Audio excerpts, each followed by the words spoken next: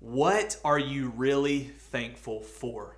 Answer that question for yourself right now, and maybe even think for a minute about your kids. You know, at my house right now, Lila Kate, as a 2-year-old, runs around and she says this a lot. Thank you, Daddy. Thank you, Daddy. Thank you, Daddy.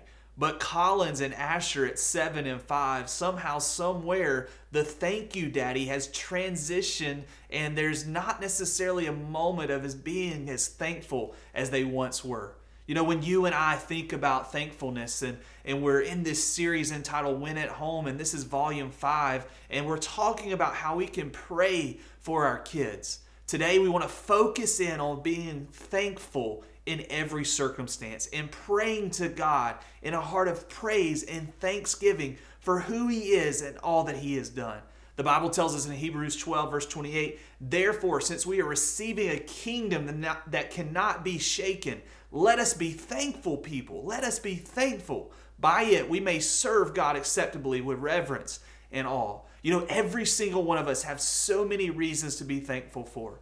You know, and the reality is for us in our world today, appreciation has really been something that's been lost. And so we want to encourage you and for you to process and to think about how can you at home be praying that your kids, first off, will be a thankful person.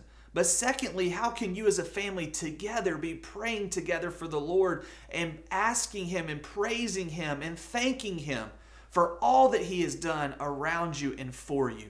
You know, here's a few thoughts and tips about how you can cultivate in the life of your family a heart of thanksgiving. Think about this. Write out things that you're thankful for. Maybe if you have older kids, maybe that's a text message. Say, hey, text me something that you're thankful for. If you have younger kids, that's getting the crayons out and the notepads out and writing out things that you're thankful for. Another thought that you could do as far as breeding in thanksgiving and being thankful into your life is take some time to write a thank you note. All of us have somebody in our life that we can write a thank you note just expressing our gratitude for what they've done for us. Maybe that thank you note is to that common person you see at the grocery store every week. Or maybe that thank you note goes to your neighbor for picking up your garbage or bringing your mail to your door. Something like that. Some kind of thank you note for someone around you. And then lastly, to cultivate thanksgiving in the life of your family, have an appreciation wall or some type of place in your house where you can just together as a family see things that you're thankful for. That might be pictures on a wall. That might be things you post on your refrigerator. That might be something that your kids see in their room, bulletin boards that they can pin things on. But have some sort of area where your kids can look at and celebrate with God and praise God and thank Him for different things in their life. Could be pictures of them and their friends, could be pictures of them and their dog, or just different things that they've done for you that you put on the refrigerator, things like that.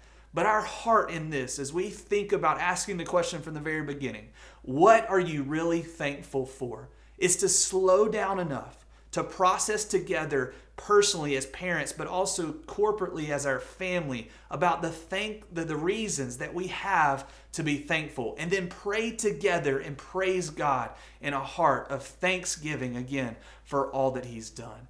And so we want to encourage you today to talk about thankfulness and pray for that together as a family. And we really believe as you as a family pray through these things in a heart of thanksgiving together, God will continue to grow you and lead you personally as parents and together as your entire family to win at home.